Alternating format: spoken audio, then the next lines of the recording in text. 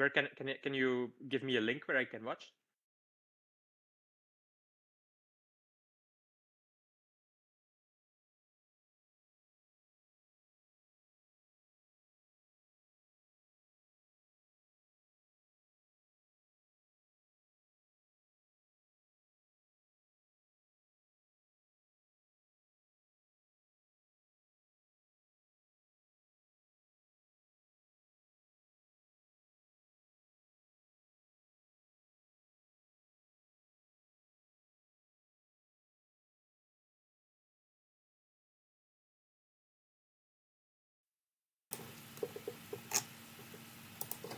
Hello everyone, and welcome to the very first episode of this Speed Chess 1v1. I'm here joined with Steven van den Busche. Hello, Steven.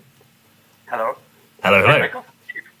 Okay, yeah, so today's matchup, we've got two very strong players. Before we get into who these players are, I just want to show you the rules, which you can see on my screen. So, basically there's going to be a blitz portion, first to 5 points. Then there's going to be a bullet portion, first to 10 points. And we'll see if we will get a winner or if we'll just get a tie between the two portions. And to quickly show you who these players are, looks like the match is starting. But okay, before we commentate, I'll just show you that Boppin is like a 2850 player. He's tilted in bullets just because he's kind of using this account as an ult temporarily. He's like a 2150 FIDE player. So he gets the edge in FIDE. Adrian is only 2050 FIDE, but higher ratings in Rapid Blitz, but is consistently 2900 bullet and 2600 blitz. So online ratings, Adrian has the edge. Over the board, Owen has the edge. That's basically it. So let's get this overlay back on and let's commentate some chess. So, who are you rooting for, Stephen? I know you don't know these players too well. So I see a cat emoji next to the name of Adrian. So I think I'm on Team Cat here. So I see. Yeah. Given we've got Felix for Cat Chess as the username of Stephen, this makes perfect sense. And we have the games beginning. Also, if there are any changes we need for the volume, please let us know. If Stephen is loud enough, if I'm loud enough. I know we don't have Stephen's video today. It was all a bit last minute. But yeah, welcome Frizz to the stream. Welcome Random Guy. Stephen, if you want to open up chat as well, you can answer people's questions as well. But okay, we have a Streshnikov, I believe, with some. Oh no, this is Najdorf actually. Najdorf with knight f5. Okay. So we indeed have a Sicilian, and it seems like both players started really, really fast, like playing really fast. Yeah. And now they seem to be slowing down. So Adrian is seemingly remembering his theory.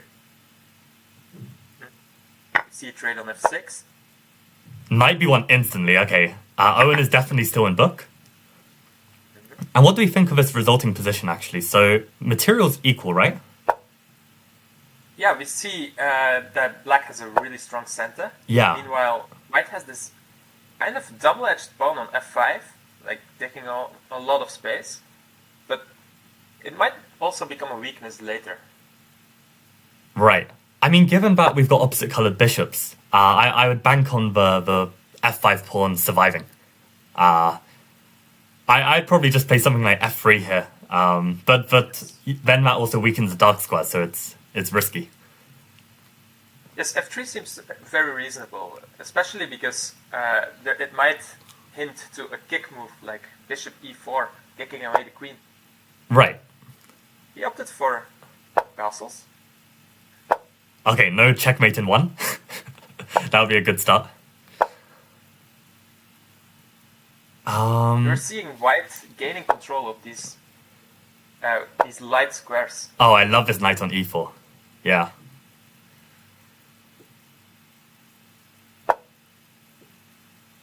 Oh, bishop h6 to bishop g7. It looks like black's definitely under a bit of pressure. Exactly. We see that there doesn't seem to be a big attack on the king side, and now white is actually gaining the momentum to attack on the queen side. Right. And we should remember as well that these matches, it's no increment, right? It's 3 + 0, 1 + 0 is going to be the next portion. So, time is going to be very important. So, like a decision like bishop h6, bishop g7, even though it looks a bit funny, I mean, it just has to be played. Like, you don't deep it. Yeah, we see a lot of pressure coming out from the white side, like both on the clock, as in on the position. Mm-hmm. But the attacks on the king side are a bit weird in some way, because I feel there are many targets on the queen side, like there's a king staying there, and it might be like not even interesting to go take any pawn on the king side. Right. So this queen h5, I wonder if it's like really there to actually slow down black's attack, because I guess like it prevents, this h pawn pushing forward, and it also ties up some of black's pieces. But okay, the queen is a pretty valuable piece to be using as a defensive tool. So yeah, interesting decision. Attacking tool, and so now queen e2, queen d2 becomes like really interesting, like hinting to like some bishop b5 and taking on a5. Right. I even like rook b5, like just to force the issue, and we've still got another rook to swing to a1. Exactly, both of them look really interesting, and now, like we see that the queen might be very, very useful if it would be able to attack on the queen side. Now, I wouldn't be surprised to see queen e2 played at some point. But instead, Owen's going all in with the rook. I don't see how the rook is so useful. This is a blunder, right? Yes, it's a blunder. Like white blundered the rook. Yep. And now on e1, it gets lost. Wow. So this is testament to building up your attacks. Even taking on b6 is an option here. Even taking on b6 is an option here. The rook is trapped. Right. That might be okay, and that's why Adrian spent a few seconds to just decide which one is best. The only chance Owen has now is that Adrian's down to 30 seconds, but of course we know Adrian plays bullet. 30 seconds should be enough time to convert this position, I think. But yes, there is some danger here. Watch out for rook b1. Rook b1 going to be played anyway. Yep. There is definitely some counterplay. There is a very active rook. The white squares are very weak with bishop unbelievably b4. weak. I guess just rook b8, absolutely. And this is going to be a time scramble. Like only 15 seconds. Oh my god, king b6 is like so brave. Oh, and Owen gets away with a perpet. No, don't give a perpetual. Oh, you would play for the flag? You should never take a perpetual as white. Like with 15 seconds up. Against 15 seconds, you're attacking. Right. Just keep fighting on, yeah. Yes. Okay, so you see another e4, e5 opening. That seems to be the theme for this game. For this match, rather. Yeah, I know that Adrian plays a mix of e4 and d4, and Owen plays a mix of e5 and c5. So we'll see if we might get some different openings if the players decide to switch things up. Okay, so now we see a knight hitting towards the square of f4. And g4 here looks like a very interesting move, but it would be taken. Yeah, exactly. Knight takes, pawn takes, bishop takes, and then black goes ham on the king side. I think in a blitz game, it's a very practical choice. Knight g3, forcing the trade on f3. Mm-hmm. And now knight h4 coming. Very much an attacking pace here for black. I think I take black in this position. Yeah. Like the bishop on b6 is shining quite nicely. It's just a question, how do we bring the rest of the pieces in? And yeah, white's neutralizing this bishop immediately. Makes sense. Meanwhile, indeed, white is doing a good job of neutralizing the position, and this might get to like rather an equal position again.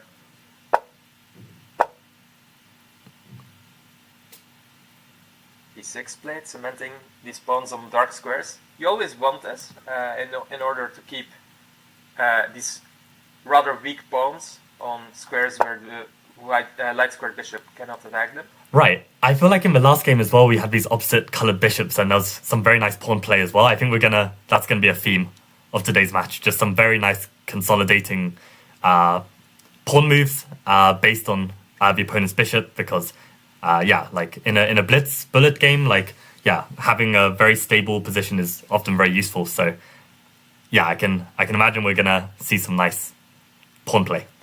Is my prediction.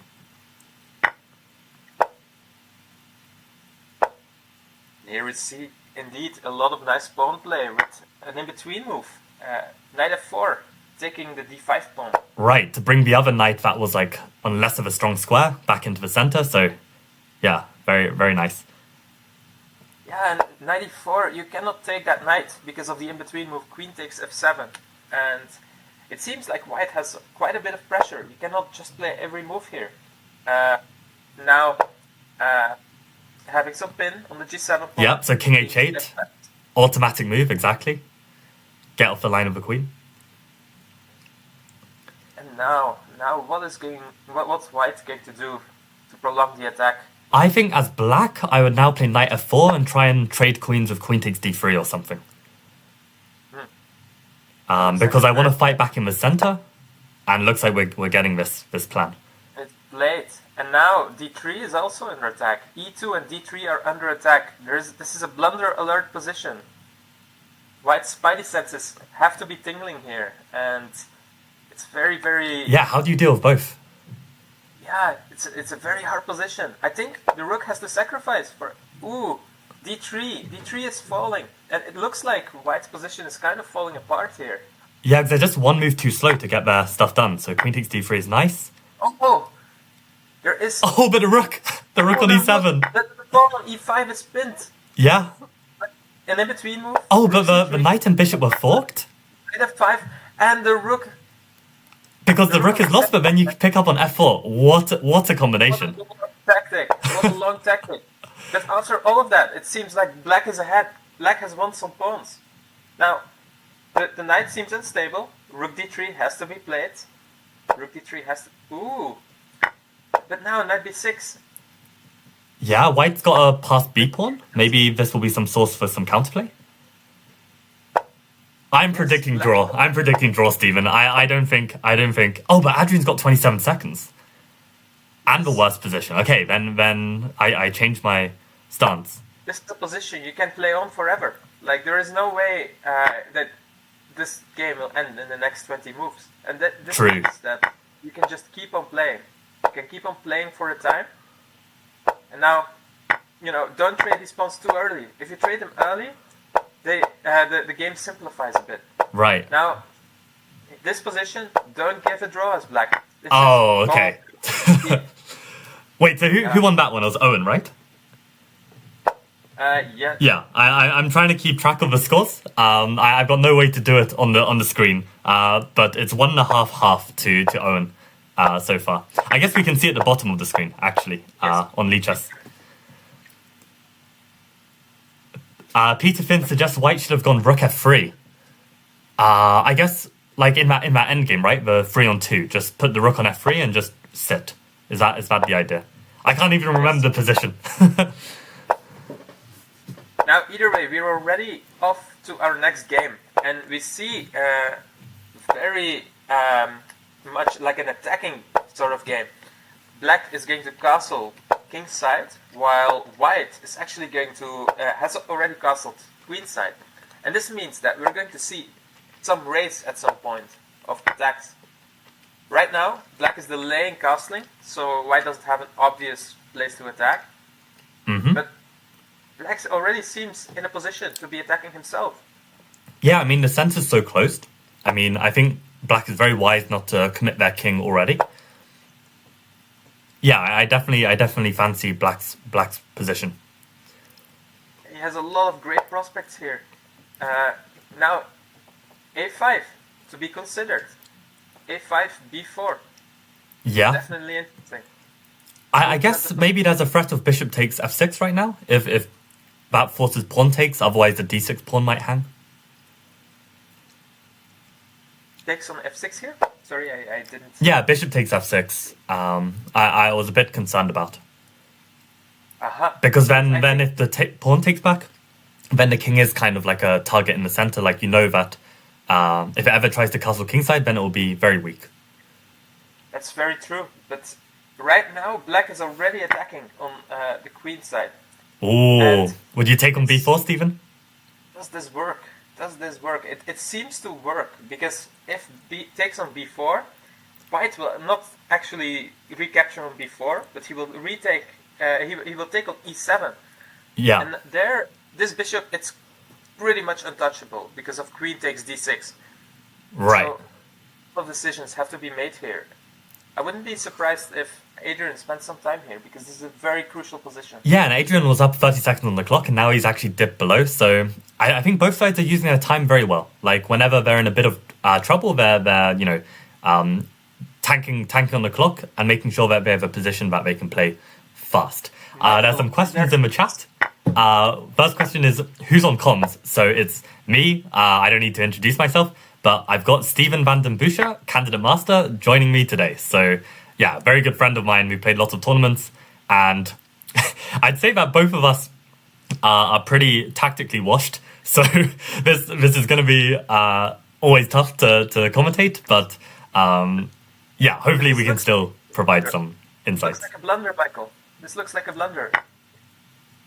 Rook takes because e2, knight d6 is still covered, right? Yeah. It's still covered. And now king takes e7, and we see that white is actually down a queen here. A queen against rook. And I love this queen c5, actually. Just allowing this rook to get into play on the queen side, maybe rook b8 eventually. It's a very solid position for black here. There's definitely no compensation with these 3 pawns. You will see a takes b4, presumably, and then afterwards rook b8 might follow very soon. Yeah, and the bishop on e6 is so powerful. Like, I wouldn't be surprised if we see a resignation here, actually. Like, yes. Because white just wants to, you know, get back into the flow of a new game. Like white's been playing well as well. Like, no need to, you know, delay the suffering. There we go, resignation. Expected. Okay, so big win for Adrian to tie the match again. So it's currently 1.5, 1.5. And God, that was so fast, I didn't even see what opening we had. Was it a Trompovsky? It was a trump, actually, yeah. We have seen the bishop capture on f6 immediately and leaving these double pawns. Yeah, and this is a line I actually play. So you actually castle and put your king on g7. You don't worry because you've already traded the dark squared bishop. And it's just very solid. Like, if white ever breaks with d5, you meet it with c5. You keep it a bit closed. a5 is a really nice move to slow down the b4 push. Yeah, I love playing this with black because it's quite a system-like structure for black, and given we don't play Trompovsky that often, it's good to have something that doesn't require concrete theory and memory.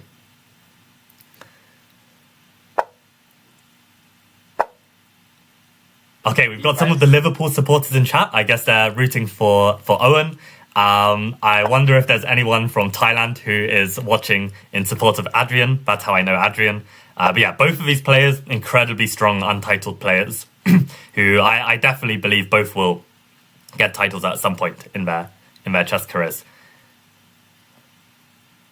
And now we see the c5 pawn being pressured, and here a very interesting choice would be d6. d6 in order to threaten knight c7 and to cut off the bishop from the c5 pawn. So d6 here.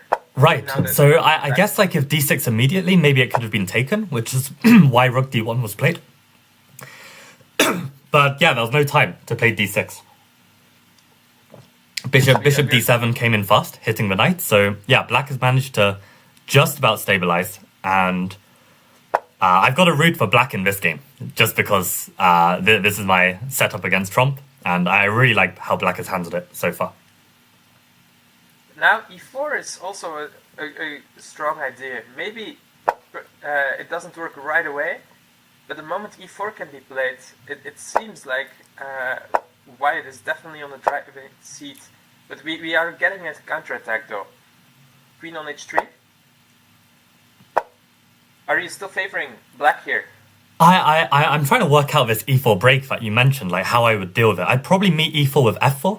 just to not let those knights back in the game so easily and have a bit of pressure. But at the same time, I'd probably check it out here and just play queen h3 and go for a repetition. Okay, we see the queens actually being traded, and now what do we make of this position? Who did the queen trade favor? I would say it favors black in a way, somehow. I like the bishops controlling the diagonals, and without the queen, the king is also a bit safer on g7. That's my gut feeling. Yes, very interesting. I am not too sure who it favors, since if white is able to stabilize here, it looks like he will actually get some pawns rolling in the center. But right now, the bishop of d6 does a really good job blocking the d5 pawn. And now it's really... it all really depends on the c pawn. How is he going to push? He pushes b4. Yeah, no, I don't think pushing c pawn, right? Like I think pushing b and but they're never gonna take on b4, right? They're never gonna take on b4 and give you that a pawn push. So exactly, and now the c pawn, it will be rather weak. The bishop of d6, it's completely tied to the square of d6. The moment that it will leave there, then the pawn of d6 goes marching. So here it might look at first hand that at first sight that black is doing really fine, but if white can stabilize it, these attacks, it might actually be white who gets this d pawn going. right. The knight go very... Oh, and we see a tactic here. We see a tactic. But the knight is still protecting the rook, so did it work? Knight is attack. Ooh. But now, then you pick up d5 maybe? Like rook takes d3, rook knight d3, rook d5? Oh, but this is to keep the a pawn. Oh, okay. So many tactics. I think this was a blunder from black then, because I think they could have just got rid of that d pawn just by taking on d3 and taking on d5. But now white's going to have this d pawn, and yeah, as you said, Stephen, if they get to keep this, it's going to be trouble. So Owen, I think, slipped up there. And now we have a rook endgame. Black, of course, gets the rook behind the passed pawn. This is what you should do. I think Boppin should hold this, but the thing is, both sides are down to 30 seconds. So there's also a good chance of someone flagging. And Adrian is tanking here. I think Adrian just needs to play. Just trust his gut. He has to play king g3 or something. Just play a move. Yeah, just play. Just play. Oh, this is not good. Right now, it is an equal position, but they're very low on time. Are we going to see a rook blunder again? That's my question. Like, is someone going to accidentally hang a rook? Both sides are very, very quick with the mouse. I don't think we will see a rook blunder here. In the previous game, it was more of a desperado. It was like the last try to win a rook in a time scramble. But here, no such thing. Here it's just a time scramble. Both players have to play as fast as possible. We see the position. Oh, but look at this e-pawn push. I love the idea of this. Oh, I'm going for the queen. Oh my god. It can promote. It's only 2 seconds. Only 2 seconds for white. We see promotion, but now the time is of the essence. Oh, and the rook is blundered. Oh, Owen with the time scramble finesse. Owen with a 2-0. But imagine finding that plan on like 5 seconds, like pushing the e-pawn and getting the counterplay. This was a really, really nice attempt. And he had a chance to queen, but just, hesitated on which move to play instinctively. And we see Owen take the lead 2.5, 1.5. This is definitely becoming the matchup we were hoping for. And you can see both players are still playing on adrenaline, right? They're both like kind of in a mad tilt from what just happened. And yeah, we're getting some very, very quick moves.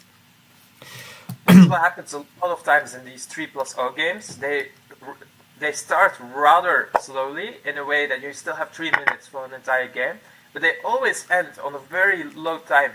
And this means that you need to adapt as a player. The moment that it restarts, you have 3 minutes again, and you can play. You can actually have some time to move. But right now, they have restarted, and they're coming out of this time scramble, and so they've played some really fast moves before now starting to use their time again.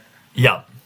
So I think they've calmed down a bit, and we get another one of those Sicilian Najdorf positions where White is castled early, black is kind of like keeping their options open, staying in the center or castling kingside. And again, these structures, I'm definitely like favoring black. Like it just like it feels easier to play.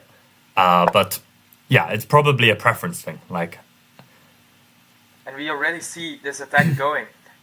Again, we see a race. There is a race for black, who is trying to attack. Oh, b3 I like. Just, if ever a4 you push b4, if ever b4 you push a4, and you get the tempo on the rook. So now I would expect the knight moves exactly. So that now you can make sure that you close the setup on the queen side to ensure that the positions don't open up. I'm also realizing, I reckon another reason why, the Speed Chess Championships always use increment is probably for the commentators' sake. Because trying to commentate these no increment games, it's really crazy. But I hope you guys are having fun. And just to remind you guys, very, very quickly, the rules of this tournament, there are two portions. There is a blitz portion first to 5 points and a bullet portion first to 10 points. And a winner will only be decided if someone manages to win both the blitz and bullet portions. Otherwise, if Owen wins one, Adrian wins the other, it could be a tie with 1-1. So that is the format we've gone for today. And currently, Owen is leading 2.5, 1.5. Wait, did we see a blunder? Black has just allowed... Oh, but rook c2 in the end. But rook c2 is just a pawn. You can just take it, and you stay up a piece. Wait, how did... Okay, I missed that. How's the piece lost? So he allowed to take... Yeah, because there was a fork at the end. Right. Yes, it was a fork. And now we see... Okay, you have some pawns as black, but you're just down a piece. But he allowed to take on b3, and now... After all that? Right now we see that black can take even on a3, and this is a lot of pawns. These pawns, they are attacking. They're very, very much going forward. And I'm very curious how he continues. Okay. Yeah, this extra knight really doesn't feel like an extra piece. I mean, it's really just, being used as a big pawn to help defend the king. And yeah, this is going to be stressful. d5, e4, oh yeah. And I see an escape here. Bishop c1. Bishop is there c1 time for that? e5, queen e2, and to place the bishop on b2. Very, very clever find. Queen b1 was chosen instead. I actually like this as well, like just covering some even more queen spaces on the queen side, but the queen is very passive. So the bishop on f6 is going to go to work right now. I think I like pushing d4. Just make this new threat of like getting another passed pawn, and then eventually keep this e4 push in reserve, because there's no rush to push e4 and allow bishop b2. Okay, so we do see this plan of d4. Now b4. I'm 100% taking black here. Yes, very much so. It is it's very tense. b4 being threatened to take on g2. Queen c2 played. Knight is getting pinned. And again, now, Adrian is 30 seconds down. Owen has definitely been the faster of the two players. Oh, maybe queen c4. And we see that black would happily go down this this endgame, just marching with the pawns. It's not so clear. Yeah, and I really like how Adrian is bringing in the king. But should Adrian have traded queens first, especially given the 15 seconds on the clock? I wouldn't want to have to deal with Owen's queen entering the position, like queen f4 or something like this. Mike, saying something there, it's like very close with the time. Like 10 seconds, only 10 seconds for black. Black needs to just queen b1 instantly, just play for some checks. But okay, going for but now the queen is going to check, and surely there's a mate. To survive for 4 seconds. Yeah, I don't believe it. But I guess, there are some threats for black as well, so white needs to not get careless and blunder. Yes, there is not even like an immediate threat. Queen d2, not a move. Oh, now it is a move because of the bishop leaving. And now, but it will keep on... He will just beautiful move, queen g6 to seal the deal and win the queen. Oh, what a final nice move. 3.5, 1.5 to Owen. Adrian needs to switch up, and he has gone for d4 bishop f4 London in pretty much a must-win type of game. And there we see h4, hoping that Owen might slip up and miss the chance to play h5. This is definitely going to be an exciting London. And to be honest, with the knight on c3, this is more of a Joe Bava. Yeah, this is a Jabava London, and it's a very, very, very attacking system. You will see White actually play f3, g4 here very soon. f3 on the board, g4 coming right now. White trying to break through on this king side and saying, oh, we don't have many weaknesses yet on the queen side. I have to say, Stephen, have we had opposite sides castling like every single game? It's been so much fun. They very much love to attack each other. They are not going for the solid setups. They're just going for each other's throats. Yeah. And again, and who are you taking in this position, black or white? As a London player, I have to say white. But I think objectively as well, this g4 push looks very, very scary to me. Yeah, because the g-pawn is a hook, right? And I guess the a-pawn is also a hook for black to go b5, b4. But somehow, like, it just feels less easy to get at the king. Like, you know, even if you open the a file, you get your queen to a1, they can always block, like, knight b1 or something and just slow it down just a bit more than from white to black. I feel like I also slightly prefer white, but yeah, really not sure. Yeah, white has to play g4 here. The moment that gets taken, there will be all sorts of shenanigans with h5. And we see something in the chat. I had rook c3, I think, with rook c5 in the end. Maybe you can show that, Michael. But where's this rook c5 check in the end? I don't follow. Is this from the previous game? Yeah, it's not so clear. Yeah, it's not from this game. And I love how Boffin has the time to write out some full sentences. Like, I would be so locked in the game. But that's the thing with both Owen and Adrian. They really care about objective chess, and they really care about the truth in the position. And they will, you know, waste time during their classical games thinking about previous variations when they should just be getting on with the new position. They really care about what's the truth of the position. I mean, both of us, me and Stephen, were very practical players. So I don't know. How about you, Stephen? Actually, in your games, do you start like dreaming about previous lines and thinking what should have happened, or do you just move on? I very much move on. Yeah. I think here it might be very smart what he did. The reason why is because he actually was typing on his opponent's time, and his opponent saw that message popping up while he was thinking. So it might have distracted him more than. But this is spectator room. Maybe. Yeah, no, you're right. Actually, maybe Adrian does see this. This is a bit of a flex, right? Okay, thank you for updating me. I was not in the live position. Yeah, we should be live now. Thank you for that. Also, Ife's comment, Mike Green, budget David Howell. That's so funny because for the first time yesterday, someone compared me to David Howell in terms of like the way I speak and I don't know, the chill, happy-go-lucky vibe. So yeah, can you guys see it as well or not? But okay, white has definitely initiated their attack first, but yeah, this rook takes c3 is looming. Oh, I have no idea what to make of this.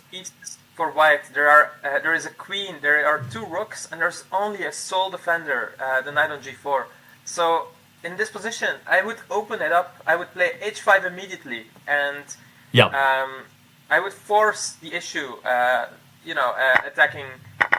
But now we see black sacrificing, and he will take on a3. This pawn is going to be lost, and then the question is the attack going to be enough? Yeah, queen a3, king d2, and the e3 square is black's. Maybe rook e3? Or does that blunder everything? Because queen takes g4, I don't know. Ooh, Michael, we see this in-between move. Knight e3. Now, rook c2 is threatened with a check. Yeah, and queen takes a3 is still very much alive. So how on earth does white do here? Like, rook takes f7, just as a desperado? h5 surely is not fast enough. Completely ignoring it, but now I have to b1. Oh, that's crazy. This is made. I would have tried rook f7. I think there. Rook f7. If king takes, pawn takes g6. Just open up that king. Right now, Adrian is completely lost. King h8. King h8, beautiful move. And now, okay, it's an endgame, but these are too many pawns, that's for sure. And even if you look at the time situation, Yeah, Black Adrian has again down on the clock. an ocean of time. King h7 can be played. Oh, and we get the resignation. So it's a 4.5, 1-0 lead to Owen.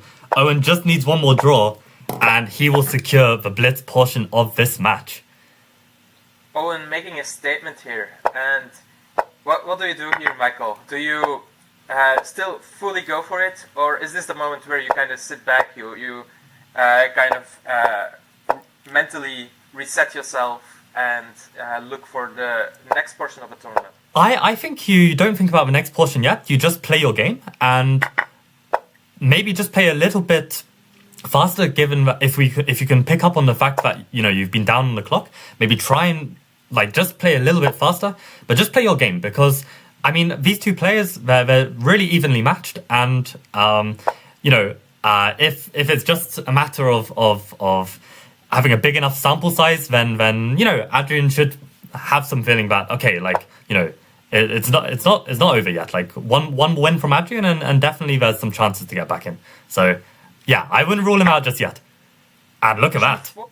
Late, and now just sacrificing the h3 pawn. It's And weird. if I was Owen, I would absolutely not resign here. I mean, if you do a quick early resignation, then that's going to be huge momentum in Adrian's favor, and he might make the most of that. So I would just milk this, grind Adrian down, get him to get more tired. That would be my strategy as white. I would not resign this. But it doesn't seem like there are many ways to kind of hold on here. Knight g4 going to be in position, and then knight d4 also going to be in position to distract the knight on f3. And it looks like white will have to sacrifice his rook on d4 in that line. So it's very much not clear how white looks to hold on in this position.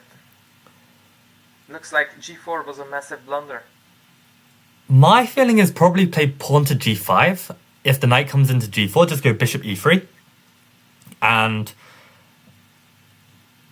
yeah, try and just develop, fight back in the center. And this is what we see. g5 played. Okay, knight g4 will be on the board. Maybe bishop e3 is actually too ugly. I'm not too sure. Yeah, you're right. This is just a very difficult position. But okay. Deeply big to hold on. So now probably f6 going to be played, opening up that rook. And it looks very hard to imagine that you can survive this. f5, even better. Yes, the f-file will open up, and the knight on f3 will be undermined at some point. Yeah. There is no way for queen f1 to trade queens, because the queen can take on f3. Maybe as white here, I would just take a cup of water, just have a sip, reset, and then be like, okay, next game, I'm gonna really lock in, make sure no blunders. So just okay, there we go. We get the resignation. Adrian stays above the water with that win, 2.5 against 4.5. Owen just needs a draw to win this blitz portion of the match. And you see very fast moves played once again. b5. So it's King's Indian against this e6 d5. So it's really like a King's Indian attack against French. And this is a completely winning position for black. We see 4 in a row for black. Okay, black wins, bullet portion done, 4 in a row. If I'm not mistaken, I've read those rules at some point, that 4 pawns in a row is an immediate win. Immediate win, yeah. I think FIDE updated the rules, if any of you missed that. Okay, I like h6 from black to try and prevent the h6 push from white, but for still it's like a hook, right? Like white can still try and sacrifice on this pawn if they have enough remaining pieces to enter the attack. So I think black is in some trouble. Knight h2 back to Oh. play g4, b5. Yes. And this is kind of one of these positions. It is either you're going to break through as white, or black is going to slowly but surely advance his pawns on the queen side and actually obtain an advantage. So these kinds of attacks, they are do or die for the white. You need to find the right way to attacking your opponent.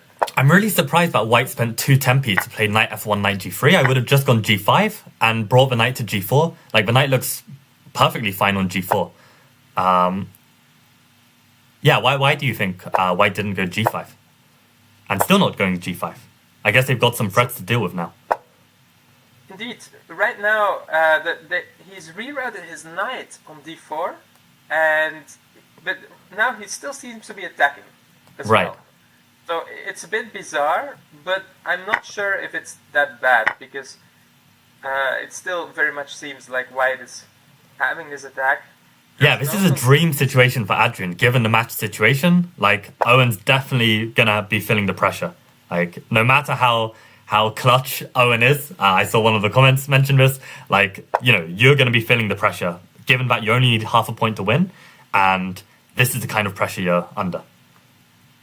h6 on the board, and white is attacking. White is attacking. Oh. Black, not so clear what he has. He has this pressure on the c-pawn, but the knight is a very Maybe strong queen attack. f8? Just to try and get the queen to the defense and rush the king to the center? That would be my strategy. Oh, but Now, you can't play queen g7 because the knight on e7 hangs. Oh, the tactics. But this might be clutch, because now, okay, white gets some pawns, but these white rooks, they seem ready to also enter the game. Right. Doesn't look as frightening. Maybe king h2, bishop h3 is a way to go here, but he goes to take a piece. Yeah, but I guess maybe rook c6 to play for rook g6 and rook g8 and just turn the tables. Oh, I would have started with rook c6 first maybe, but maybe then there's queen b7 and the rooks can't move. Maybe that's the reason. Either way, we see... Oh, there is a tactic, Michael. Rook... Oh, no, there is not. I thought rook e5, but there is no fork. Maybe there is a fork. It's... Yeah, I thought rook e5 was good because there's queen h6, no? Yes, it looks like you simplify the position. Now, rook h3 might be a very cheeky little move. Rook h3 with a double check with mate threat. That's very nice. I also like rook takes e5. Oh, he's gone for rook h3.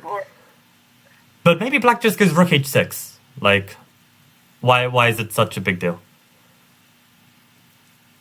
Rook h6, and then you're even threatening knight f3. Knight f3 with queen g2. Big deal. Yes, so rook h6, you will have, I think, knight g6, and you pick up the rook on h6 afterwards. No, but knight g6, knight takes g6. Oh, yes. Yeah, rook takes h6, queen h6, and you're chilling. So, I don't know why Owen has stopped here. There is also... Okay, no, he played. I was going to say there was also a consideration that Owen has some accommodation checkups. Today he's still in university and his dorm is apparently getting checked by accommodation staff. So he said there's a small chance that he gets unlucky and someone checks. But looks like that's not the problem.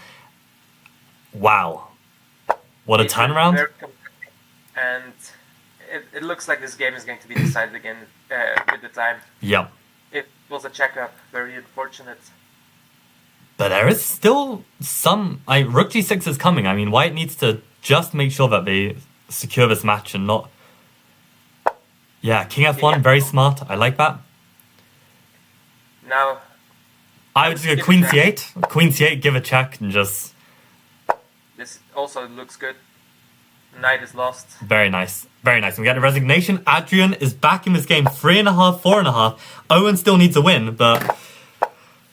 The momentum is out of Adrian. What are we saying, guys? What are we saying, chat? Is Adrian going to make the most insane comeback from 4.5, 1.5 down? And we get the first opening that we had in this matchup.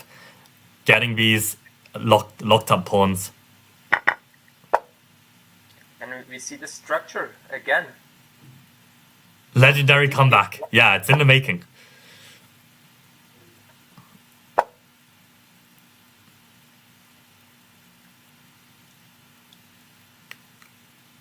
Seemed like Owen very much knew what he was doing in this opening, playing some really quick chess last game. But now, pausing. Yeah, and this time, I don't know which side I prefer. I guess I still like white again. If white can set up with like bishop d3, knight e4, I felt like that looked quite nice. Wow, look at that. Took on f7. I feel like taking that pawn is so unnecessary. Oh, but he's gone queenside this time. I think last time in the setup he went kingside, if I remember correctly, but I could be completely wrong. We've had so many games already. Yeah, I'm not sure. But he paused on h5. He wasn't able to take on f7. And right now, I'm not sure. I think taking on f7 is fine because you bring the queen back in the position. Right. Maybe even queen b3, yeah, just to trade queens. Yeah. Or at least offer it. Is that bishop takes a6? Or is that knight a5? Possibly. Knight c4 also looking very promising. Like it right. Probably fixes b5. Maybe bishop c5 is still possible. But still threats looming for white. And he decides to push his pawns. Yeah, but that bishop d3 is such an anchor for that c2 square. And that is why Adrian is bringing the rook in front, so maybe he can consider sacrificing the rook on c2, bring the queen and rook in, and still have this bishop on e7 pressuring a3, knight is pressuring, white is under pressure. And again, this is exactly what Adrian wants, to try and turn the tables. This is not going to end in a draw, most likely. Someone is going to win this. So, yeah. Remarkable comeback strategy so far. How much is queen d5 a move? Using the fact that the knight is not offended and that all moves to kind of hold on to the knight seem to be a bit of a retreating move. Right, like knight c6, yeah, blocks black's queen and rook. Interesting idea. But instead, white is trying to go for some counterplay themselves on the queen side, going for this g5 break, trying to make a pass pawn. And you see black's pieces are now limited to trying to deal with this. Surely knight e4. Why is the knight not going to e4 and just supporting this plan? Is the knight needed on d2? Yeah, it is not clear which piece belongs to e4. And I think that's why he had been waiting. Right. But he does go for knight e4 now. I guess he wants this g5 plan. I think another interesting thing to note is like, I think after that crazy time scramble game, that is when Adrian got the comeback. So maybe like that crazy time scramble like emotionally drained Owen a little bit. I don't know. It's tough to say. It's tough to say. But we've got a big long match still to go. There's going to be the bullet portion. First to 10 wins. So yeah, these players need to make sure they don't burn out. Ooh, b5, b4. Wow.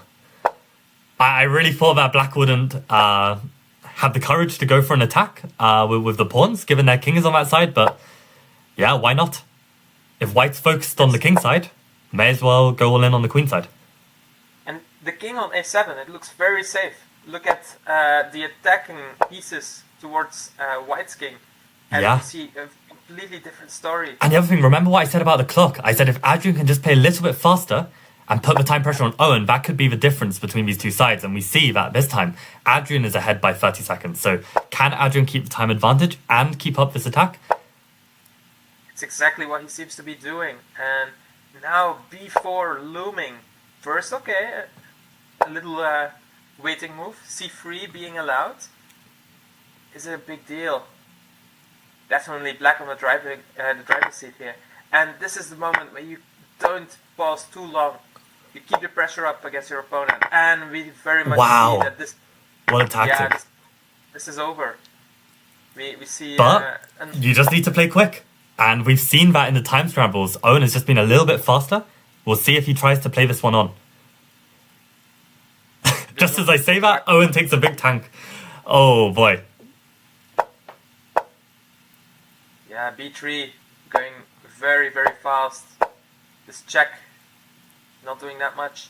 Yeah, the knight and rook just are horrible to coordinate with each other. Rook d1, forced passive. Yeah, this is rook over. really Absolutely over. Oh, but trying to play for some tricks. But yeah, with the knight on d6, I don't believe it. Wow, and Adrian even just allows the rook to come in and just says there's no problem. Okay, and Adrian gets the win on time. So it is 4.5, ladies and gentlemen. A half point needed to win the match. I don't know what happens if it's a draw. I didn't anticipate that, it could possibly end in a tie. If the game is a draw, I don't know what to do. None of the games have been a draw so far. They've been decisive results from start to finish. What a remarkable comeback. And you remember me saying, okay, what strategy do you go for? Do you kind of give up this first portion? As Adrian, I remember. Back then, it was 1.5 versus 4.5. It looked like it was very much one-sided. Yeah. It was pretty much decided. But now we see Adrian just fighting his way back into the match.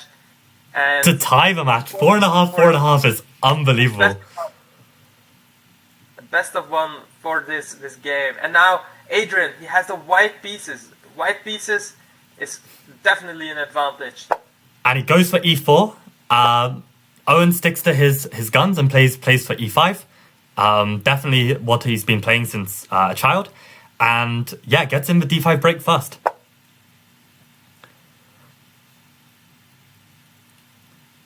Have you ever played these openings, Michael? No, actually. I mean, just as a complete beginner, I quickly switched from this e4, e5 stuff. I mean, I always find it very, very tricky to finesse and get correct. And even we see top players like 2700 sometimes just blunder out of the opening because, yeah, they just, misremember or get confused between two slightly different structures. And yeah, I have no idea how to assess this. I mean, black's got in d5, white's got the knight to f5 first. Both have very similar structures. I mean, white's got this extra space on the queen side, but is that a strength? Is that a weakness? Yeah, so many nuances to kind of get your head wrapped around. Yeah, meanwhile, we see on the board e takes f5, and we see that black is kind of getting a center. Now, he's also given up the center for this f4 pawn, and there is a black pawn on f4, a white pawn on f5. It seems like both players are trying to get all pieces on the f file. Now we're kind of hoping for rook f1, rook f8. Rook f1, rook f8. That's instant draw, right? If 4 in a row is instant win, that's instant draw. That's just, man. That's a friendship offer, I would say. A friendship offer. Yeah. Yeah. That's like the Sudoku piece maneuver. All the I don't know. What do we think of this play on the queen side? Do we think, c5 is coming and just have that grip? It's very hard to tell. I think this knight e5 is about to straighten some things up here. Probably black has to take on e5, but this means that white gets these pawns rolling towards the king side. And it doesn't look like it's great news for black. Yeah, and I feel like if you don't take the knight, white's going to just build up pressure on the... Wow, putting the queen on the line of the rook is a little risky, but Owen took his time there, made sure there was no nasty discoveries. Yes, he was planning to take on e1 if allowed. If the knight would equal c6, he would have taken e1. Playing that position, but okay. It seems like it's kind of fizzled out. Like... Now, black can bring a knight to e4, right? Yes, it is available. And I think we are first going to see some rook trades here. Uh-huh. Might be queen d2 here. I think the rook trades favor black in the sense that it makes that queenside majority less strong, or maybe that's just wrong. That might be the wrong way around. Maybe white wants to trade for rooks. I have no idea. You have to look what pieces are left in that. But who's going to win the f-pawns? Oh, and the a-pawn drops. But f5 is dropping? Yeah? And the knight on d3 drops? Okay, so he defends first? Hit the b7 pawn. Not so clear to me why he did that. Like, he tries to keep the queen active, but it seems that that white is very much in the driver's seat. Yeah, like, Owen is in trouble in the position and on the clock. 20 seconds or like 10 seconds down on the clock. Oh, He goes for play f3. f3 is If you beautiful. take it- if you play g3, Then queen don't takes play that. a3 and it's over. You get mated. But yeah, he was just keeping it solid, taking on b7. So what do you And- try here? Do you try like queen g6 to provoke g3 and head back to f5? Or do you just take? He's gone for the capture. Oh, and the king is going to be on the line of the queen and king. There's like maybe a discovery. Oh, knight Yeah, e1. There's And no black nice resigns, bit. and we have a winner, Adrian. Unbelievable with the comeback. That is something else. We are now moving into the bullet portion. I will click the camera now on Adrian. We'll look from his perspective. But what a match, ladies and gentlemen. We've got a 5.5 to 1.5. Let me update this. The blitz score, unbelievable comeback. And how is Owen going to recover for the bullet?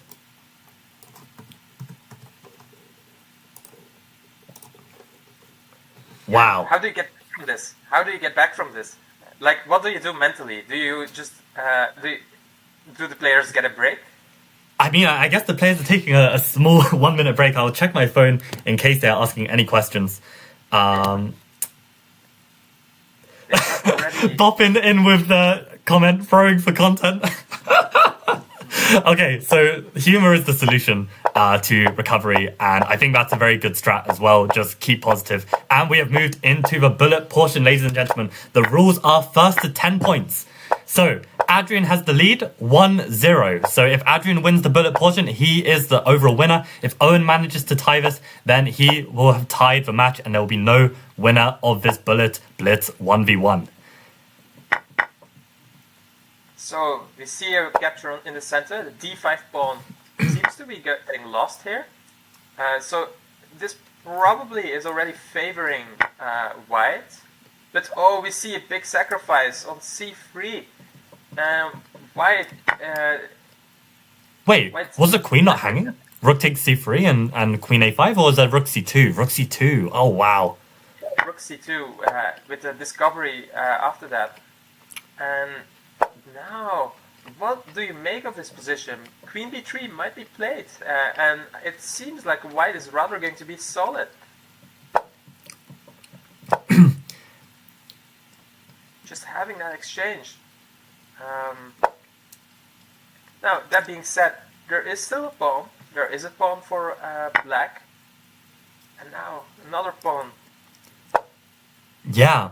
I feel like that's what happens with black as well, though. Like, you know, you can find a beautiful sacrifice, but if the opponent ignores the sacrifice, then sometimes you don't get away with it. But I do agree that in this position particularly, yeah, there's still some long-lasting pressure. And don't think that long. Don't take that long, Owen, because now you're down 4 seconds and you will need to play everything really, really fast. Oh, and these captures. Oh my god, bishop g6, bishop h4. All the pieces are hanging. But it's And we're down to low 8 seconds each. He has won some time back. But now, don't think. Just play it. Just play Oh, it but there's very mate in fast. 1. Oh, and Play Adrian it. gets the mate. And that's the downside with having to play fast. But Yep. it's still something you should try, because otherwise a player like Adrian will actually get on top of you with time. Oh, what was that? Rook a3, rook a2. Little mouse slip from Owen. Realizing that, you know, Adrian has been on a 5-game win streak. Owen needs to turn things around. Now it doesn't look like that's happening. But okay, d4. d4 is good. I mean, wait, was... Bishop a3, winning an exchange. Yeah. White has pieces in the game. We see e5 being very weak. It's very unclear how you survive this as black. Yeah, and the thing is the knight can take it, right? Not the pawn, otherwise that would open the long diagonal. So, yeah, white is fully in control here. White has to be careful though. There is a battery lined up towards h2. So there is definitely attacking potential. You see the knight on e5 being undermined, but now the knight on g3 blocking that diagonal. We see queen a5 attacking the knight on b6. c5 probably is the threat. exchanging queens here would be horrible for black. And this is the kind of win that Owen would need, because it's not just like winning on time, but this is like absolute domination. Oh, this is very strong. C5 didn't work because there was a pin. Yeah, rook hanging on c2. But the queen is coming in. But with 10 seconds on the clock, surely Owen's gonna secure this. Oh, knight e3! Knight e3, what a move! If pawn takes cells, rook takes f1. And Owen manages to survive on the defense and gets the win, breaking the streak of Adrian. And look at the speed of his moves. Oh my god. It's a 1-1.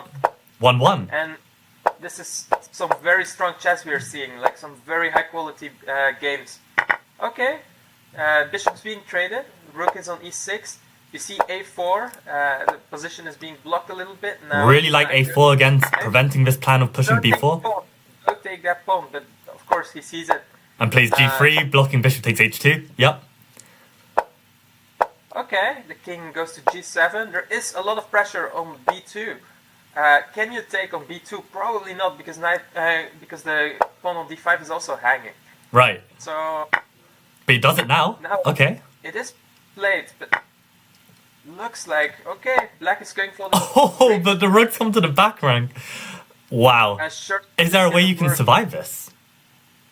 Doesn't look like I mean, that. you do have to square king f6, right? So could you just play like queen d6, rook g8, king f6, and just be like, there's no mate? Yeah, maybe now try queen b5. Queen b5, I never know. Oh, queen b5 is a beautiful find, Stephen. Very cheeky, but it's still like a bit of hope chess. Yeah, but this is what I mean. It's not so simple to chase this king. No, queen b5 will have to. Queen b5 was a try there. If he moves it, like queen f1 is mate on the spot. Right.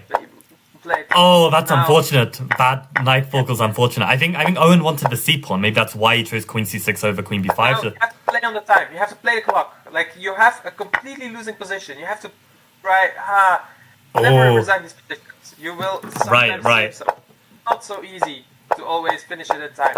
Okay, so a win for Adrian, and the momentum is definitely. Adrian needed to win that game because, otherwise the momentum might shift back in Owen's favour. So that was a big lock-in to secure that. We get another one of these Italian games. We had so many different openings on display. It's been really rich to watch these two battle.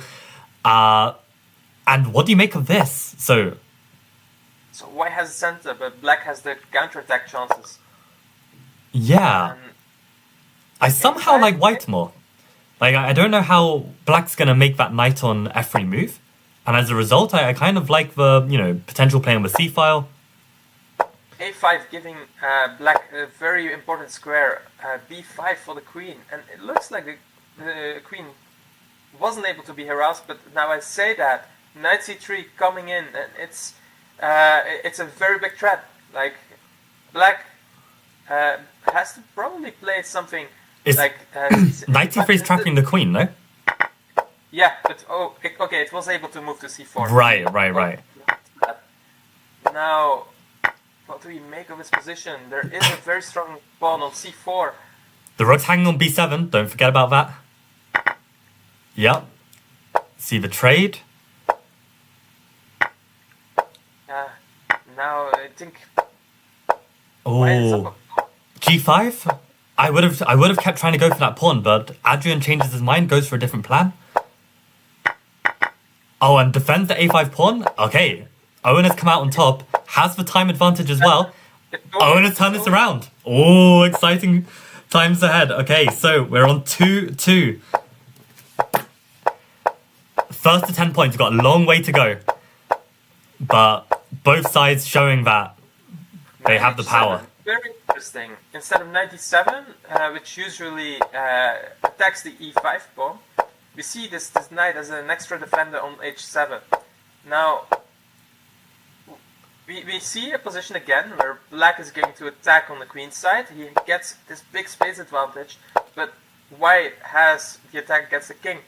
And what do you make of this, Michael? Do you prefer having to attack a king, or do you prefer the space advantage? On Well, the until the queenside just closed, I would have preferred black, but now the queenside is closed, I definitely think white is back on, even with that knight on h7. Yeah, I'm worried for black. Yeah, it looks very tricky to play. There are many ways to attack this king, this black king. And meanwhile, you would expect some counterplay, but there is no counterplay as of now. And I really like Owen's strat to just play in the center and try and like just, get his pieces back this way. Rook h6 is a good chance. Rook h6 is a good chance in order to close the position. Right. Here, yeah, it's very tough. Oh, f6, surely not. g5, okay, but maybe the pawn on h6 can be an umbrella. Maybe black wants to use that pawn as some shelter for their king. This is some incredible defensive play. Look at the time. You don't only have to survive, you also need to play faster. That is very true. Oh, and he took the pawn on h6. I would have kept that pawn.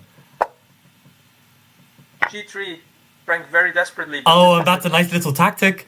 And there's going to be a discovery. This is Adrian's game all day long. There is no way you survive this. Oh, mate in one, not found. But I also did not find it, but it doesn't matter. Adrian with the big win. So it's now 3-2 in Adrian's favour. Oh, what a match. What a match. b4, bishop takes b4. Was that a blunder or was that just, I don't know, some bait? I think that's bait. I think that's just trying to get this development edge. Yeah. Definitely bullet. It doesn't really matter when you're a pawn down. Right. A lot is having the momentum, and we saw white having some momentum, but right now black is retaking it with a bit of his a pawn and a lot of threats. Bishop a4 being narrowly dodged.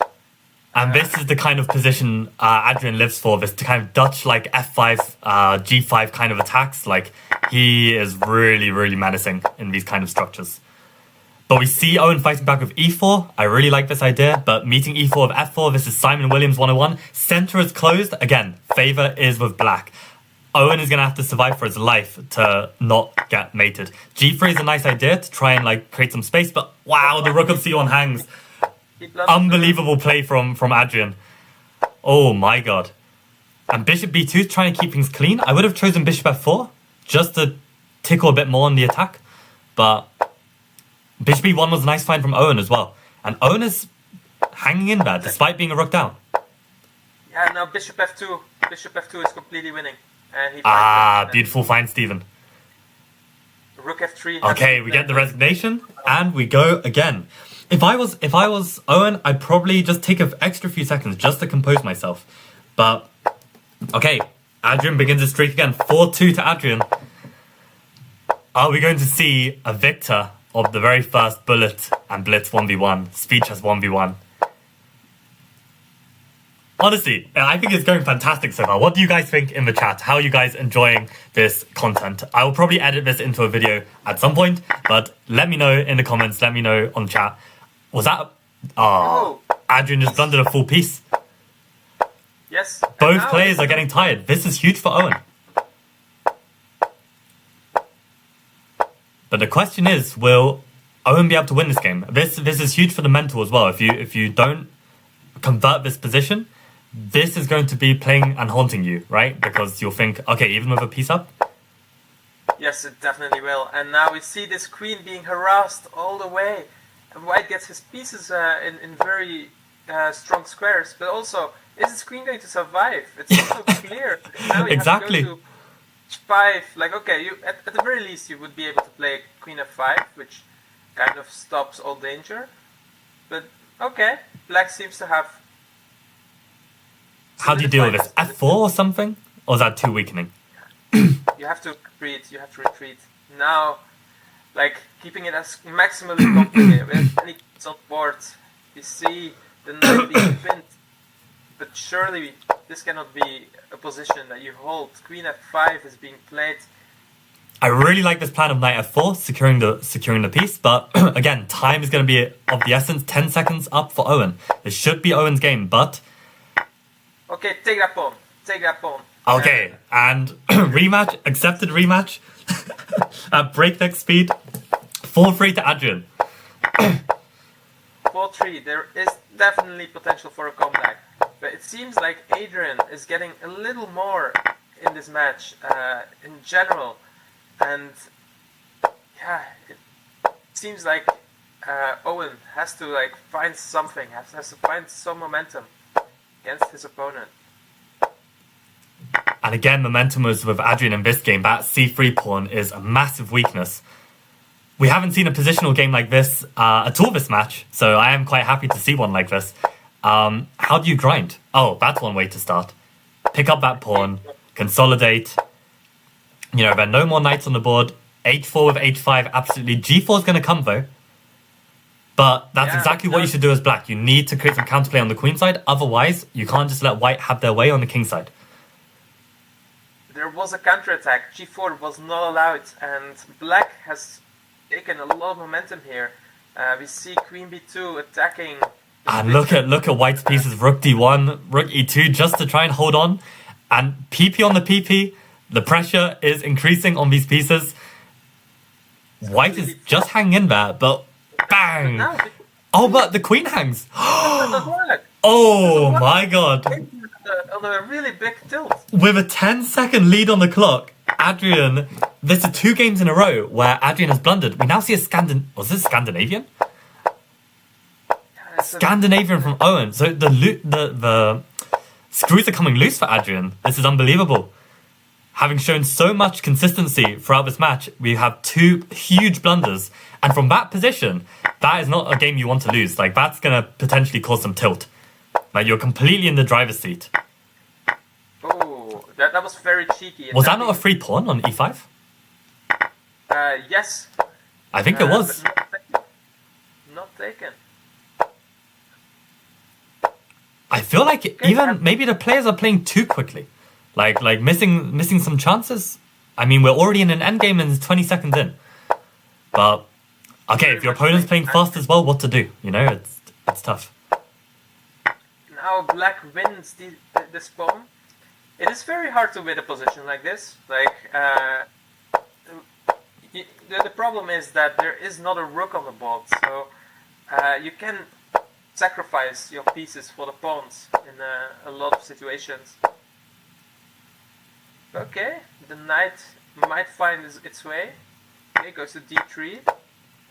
And so white gets the bishop pat and gets some counterplay. Really love f4, just getting something. Can you trade this bishop? That's the question. He has done it, but okay, the a3 pawn gets really weak. If the knight moves, you can play king b3. Right, this is some fantastic resourceful play from Adrian to come back. I thought this was knight b3. Okay, so makes the trade but gets rid of that dangerous d pawn as well. And black should be fine. They managed to keep their time advantage despite slowing down at that moment. Oh, and the pawn drops. That must have been a blunder. Out here, white needs to find a way to bail out, but he's not finding it. And and the knight is just absolutely horrendous to play in a time scramble. What a win! Not a game. We're getting to 5 versus 4. 5 versus 4, and yeah, a huge 3-game streak for Owen. This is incredible. But okay, for a second I thought that the match was going to be delayed, but we see looks like we're back on. As I said, there was this potential for Owen to have to pause the tournament. I wonder if this is the case. I should check my phone to see if there's any message from Owen. Nothing that I can see so far. I don't know if it's internet problems. Looks like we're back on. Not sure what was the reason for the delay. It seems like both players wanted to give the casters a little breathe. True. To recover from all of these emotions, from all this action. b5 on the board. We're going to see this attacking kind of chess where right now there is a minority attack, like a5, b4 looming, and meanwhile white tries to obtain some space advantage, gets a strong piece on f5. It's surely going to be taken. And I'd just like to point out, guys, the match, like, if you include the bullet and the blitz, is 9.5 to 9.5, so both sides are just so evenly matched. Incredible battle from both of them. But even though Black had this minority attack plan, I mean, clearly this d6 pawn is somewhat of a liability, and I think momentum's definitely with White. They've got the attacking chances, the structural chances. Also, definitely don't get confused from the ELO ratings. This is not Owen's strongest rating.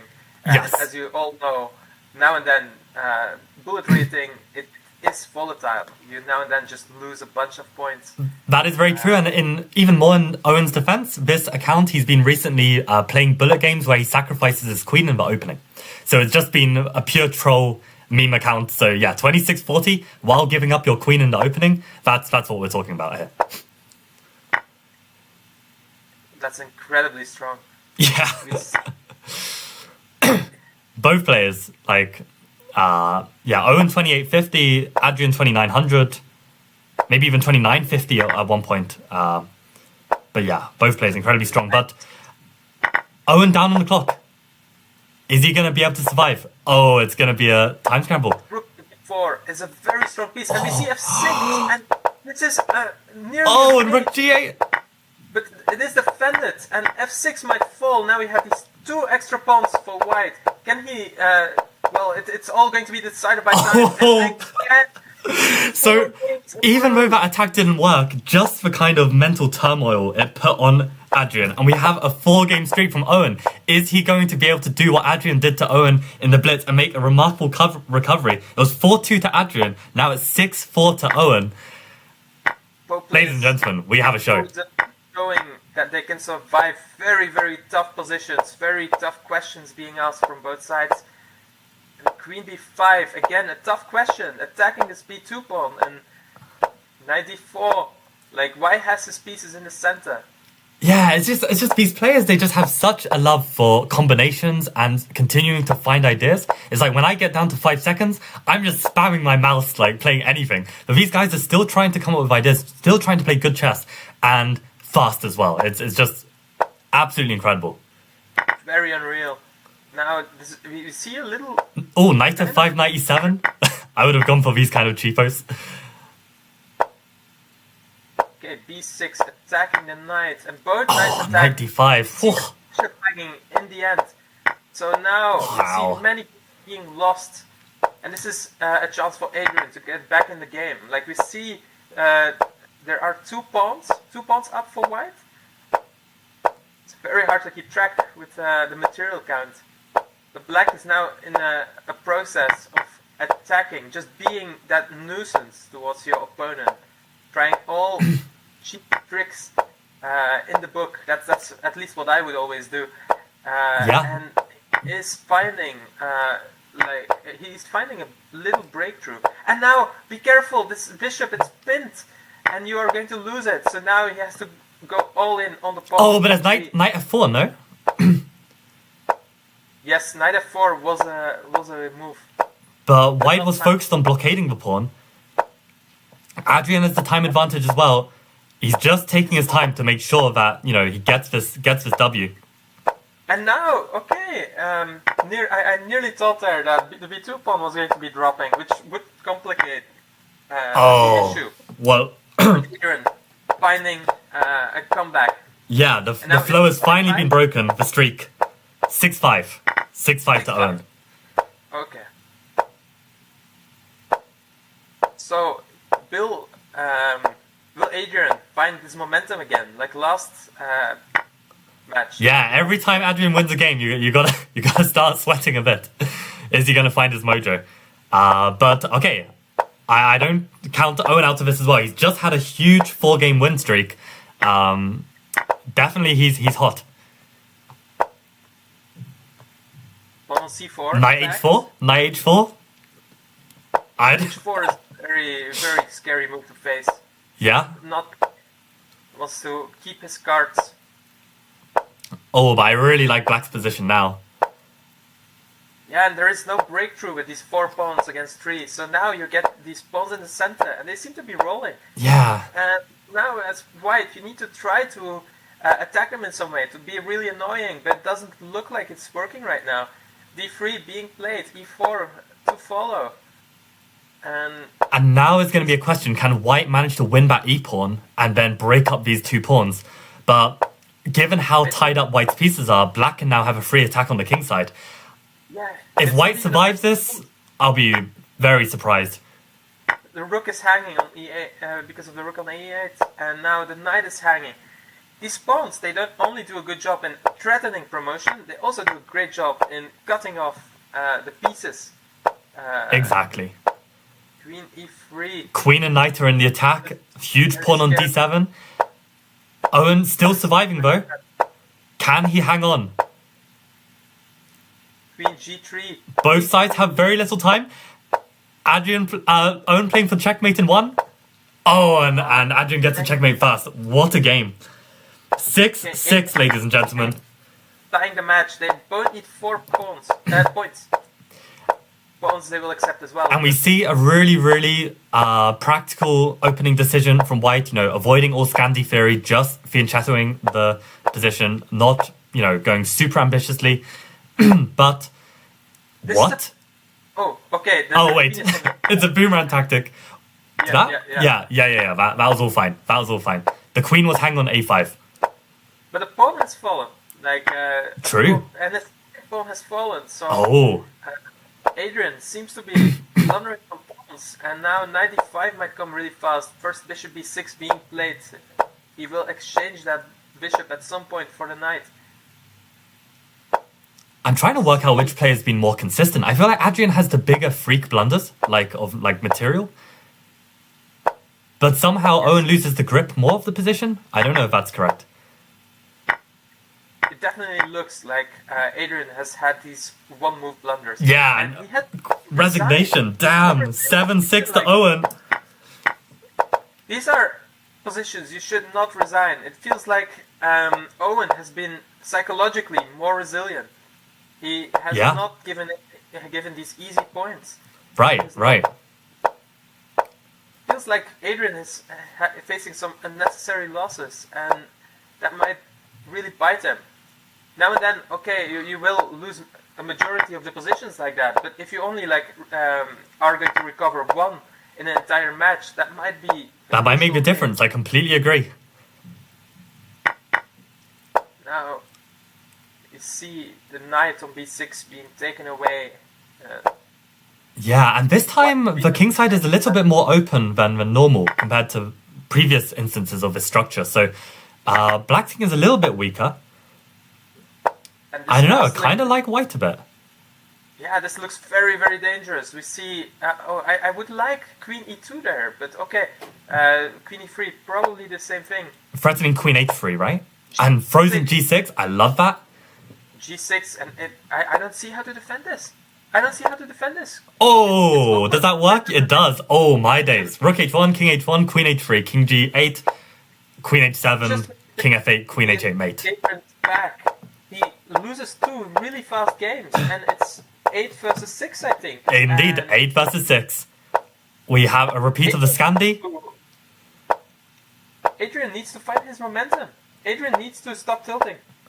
Yeah, it can all be over very quick. I mean, the next game is huge. I mean, if it becomes 9 points to one side and 1 game in it. But then again, let's not count Adrian out even at that moment, because don't forget, Adrian was behind 4.5. Just a half point needed for Owen, and Adrian managed to come back, so anything can happen in this match. Black needs to trade these queens. That is going to be of the essence. We see a very attacking queen. Love bishop c1 though. Just securing the queen side while maintaining pressure on the king side. We see the d-pawn falling. Yeah, white wins a pawn. And going for the trade from Owen, that's a really interesting decision. I guess Owen thinks that he can hold this position. I would have played c5 there. Just keep that closed, not allow the king to get active. Yes, there is no way this position holds. The reason why it doesn't hold, for the people listening in the chat, is there is not a blockade. And Owen resigns early this time, right? Yes. I would have... I don't know. I would have... again, just try and play these out. Play the tricks. But hey, 7-8. It's it seems like with bishop against bishop, there weren't a lot of tricks left in the position. But it's a bullet game. I mean, 20 seconds each. Phew. Maybe true. And we get another opposite sides castles. Maybe there is this dynamic of a lot of respect that the players have for each other. Exactly. They don't want to go on flagging each other. Right. I definitely think that could be the case here. And I like how black has managed to fight back in the center, although there's so many pins across the board, like neither side can take either pawn in the center. And now I guess white is trying to take. But again, the queen is on the x-ray of the rook, and Adrian immediately tries to utilize that.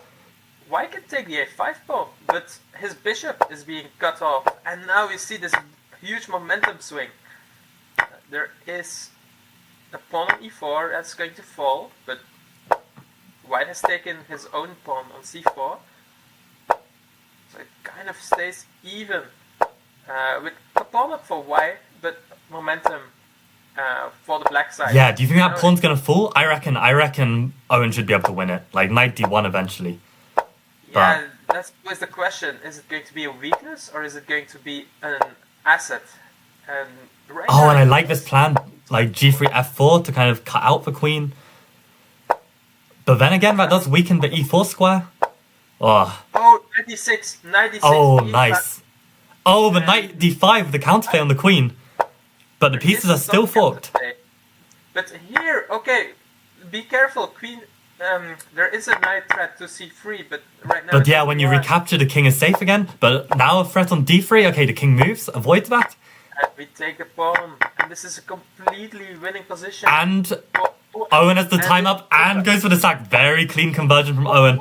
Big win. We are now 9-7. Owen just needs another point in order to become the bullet champion of this matchup and tie the overall match. Will we see this huge comeback that we've seen from the first portion, but now rules are reversed? Well, I mean, again, Owen's the one in the lead, right? So Adrian could be the one to come back. Knight f6! Oh, but then knight takes f6. Oh, and queen takes f6 as well. Okay, both. Everything is defended. But everything is solid. On this c7 square, and it looks very close for the position to fall apart, but it hasn't fallen apart. And now queen e7, it looks like black is going to be able to hold on, and it's huge. I mean, black's a pawn up. I know it's knight against bishop, but the knight's very tricky in bullets as well. I think this is a fantastic opening choice from Owen to try and secure the match. Just to play a bit on the clock. I just put the queen back on d7, secure b7, and let white try and come to me. I don't think we need to be even this ambitious.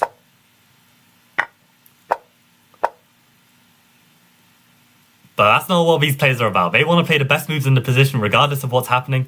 Owen is now tanking. Unbelievable. Why? Just move. Owen lost a lot of time. And there's... I thought I saw a tactic, but it doesn't quite work. a5. Look at all these pawns on the queen side. And now you need to find something to flag your opponent. It gets really out of reach. Yeah, no, I don't see defense. There are two queens, and it's going to be just... Wow! Adrian with that incredible comeback despite the position. 8-9. Are we going to see a repeat of the blitz portion? He needs 2 wins. And only has a space of a draw for that. Yeah. Surely not. I mean, Owen's been playing this bullet portion so well. But that unnecessary tank for 5 seconds, that cost him. It was so unnecessary. It was also... The position was getting out of hand there, and he felt that. He felt pressure. But I think just... Wait, what happened there? Oh, with d5, okay. Nice, so he wins back the piece. These players finding these tactics in no time. Now will we see a take on g6 to kind of relieve some pressure? I like Adrian's position. It's a little bit more stable, I think. And the piece is a little bit more active. Okay, but white can attack on c1. Yeah, wait, rook c1. Attack on c6 pawn. There are definitely some weaknesses in the black position. Queen c4, attacking the c6 I pawn. kind of like knight b4 just to secure the position. Yep, exactly. Protect c6. The knight is secure. Like a very strong move. The bishop is lurking on a7. Don't want to forget about that. Okay. e7, very active piece. Knight e5, look at these pieces, they're just... Yeah, and the bishop on b6 is loose, so there's no rook f8. Otherwise, knight d7 is probably game over. Okay, g5, cheap, cheeky trick. We can... Oh, but bishop f6? Bishop f6! And now you have to go for rook h7, and you need to just try to gobble up as many pawns as you can. And Owen's down on the clock again. Oh, and this is huge. If he ties this, the momentum is fully with Adrian. But this a-pawn is going crazy. Oh, Bishop b8? The rook is locked, and now you need to stop this pawn. Bring the king. Stop this pawn. There is, the pawn has fallen. Now, this is very important. And look at the mouse speed from Owen. These pre-moves with the king, very difficult to deal with. Oh my god, 2 seconds each. Sees it. And now, you need to be very fast, but Adrian has... 2 seconds, 1 second! It's very What close, is happening? very close. Oh Adrian, my days. Adrian, 9-9. 9-9, what is this comeback? We're here again, ladies and gentlemen. Second time. Holy smokes. To stay fully with it. This is very hard. Like, you Oh have my to god. let your opponent come back from like a seemingly impossible position, and now you have to just face it a second time.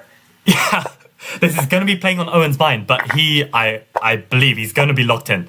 He's going to be giving his absolutely best in this position. He is up on the clock this time. This is a good opening choice. Knight c4 coming in. You cannot take that knight. a4. a4 is a little less ambitious. I kind of like the idea of keeping b4 available. The rook is trapped, but you got to play on. This is the final game to decide the match. I don't know if the players even know that because it's hard to keep score.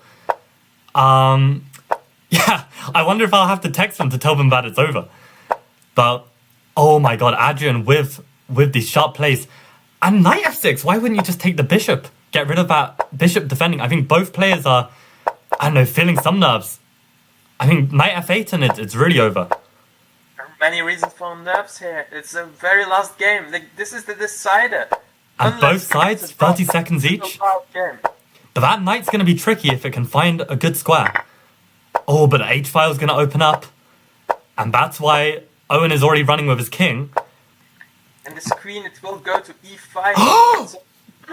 Oh my god, rook c8 was so unexpected. And now there's rook h2. Rook h2, and it's just a match. Be careful. It doesn't miss it. He misses rook h2. Oh my god, what is happening, ladies and gentlemen? And queen g8, queen h7, is that the plan? No, he's trying to trade queens. He does. And it's 13 seconds each. Anyone is going to win this game. Owen is a knight up, but both sides have 10 seconds. What is going to happen? It's going to be a time scramble. Surely f5 should be tried at some point, just to try something. Oh my god. B4 as well. B4. Oh my god, rook h2! Blunders the rook! 6 seconds each, play! Play! And he is resigned out of respect for Owen. Oh my god, what a final game. 10-9 to Owen Crawford in that final portion. I don't know what to say, ladies and gentlemen. What the hell did we just witness? How close can a match be? Oh, exactly. It literally cannot get closer. Wow. 9-10 to Owen Crawford. I think this is as tied as the place can get. I knew this was going to be a good matchup. This is why. You know, one player from Thailand, originally from the Philippines, one player from the UK, opposite sides of the planet. Both sides are getting incredibly stronger just through online training and online play. And both of them really not, to be honest, studying too many books, studying too much anything, just playing lots and lots and lots of Blitz online, analysing their games, really trying to improve, really trying to delve deep into objective openings. And look at the matchup. What exciting chess from both players. 4.5 to 5.5. Adrian takes the Blitz. Then Adrian with the 9 points, Owen with 10. Owen to win the bullet. So we have a tie, ladies and gentlemen, but what an exciting match. Holy crap. I think Stephen is dead. I am speechless. I have no idea what we just witnessed. Yeah, exactly. I wish we can join the YouTube chat. Or maybe we can join Discord. Maybe Discord would be great, right? Let me drop them a message. Let me write to them. Wow.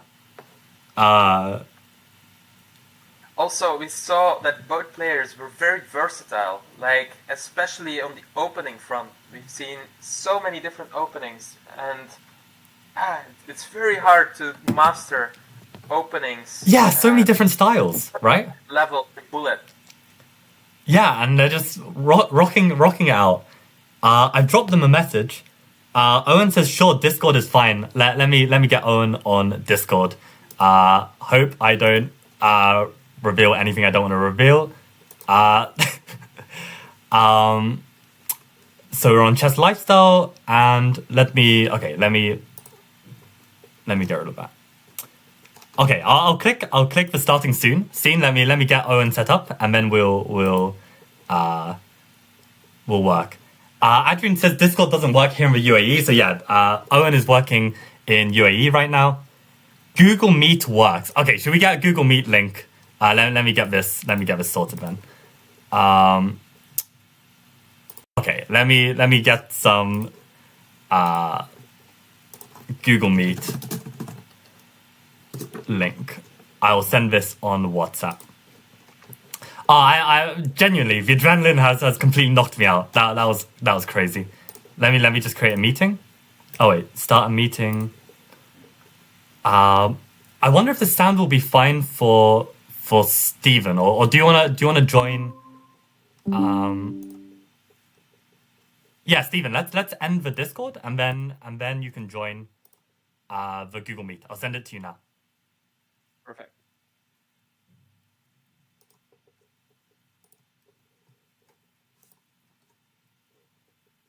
Okay. Let me share my screen. Okay. Share.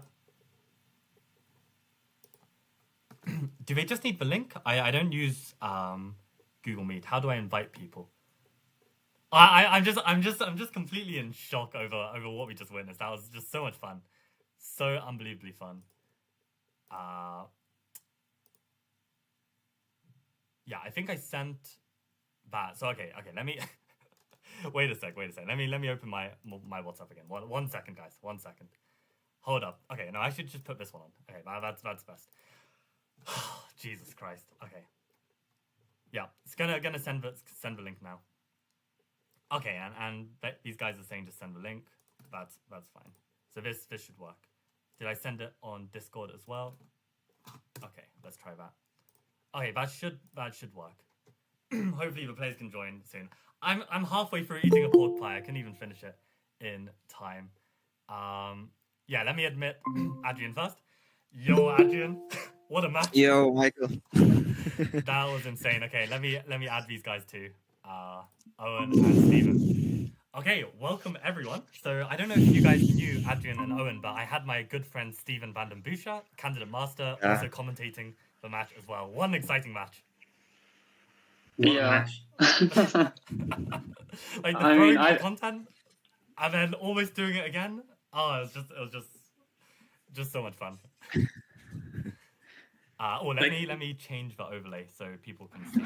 The match couldn't have been better content. It was very good. Yeah, I felt intentional blunders, by the way. So for the content, yeah. If this wasn't streamed, I would have lost 0 to 10. So Right.